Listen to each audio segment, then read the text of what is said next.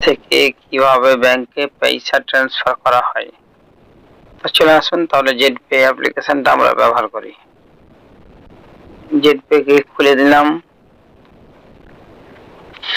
তারপরে দেখেন এখানে চলে আসেন, আস্তে আস্তে করে এখানে চলে আসেন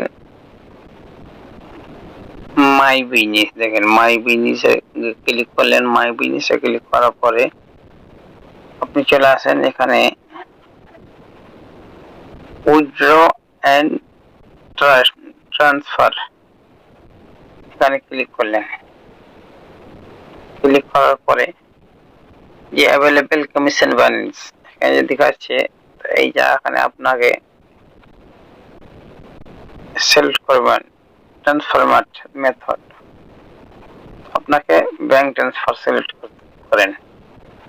ব্যাংক ট্রান্সফার করার পরে আপনার 1900 দেখেন 1950 টাকা আছে। এখানে দেখেন 1915। তারপরে আসেন এখানে আপনাকে এখানে কন্টিনিউ ক্লিক করেন। এখানে ক্লিক করলাম। এবার তারপরে আপনি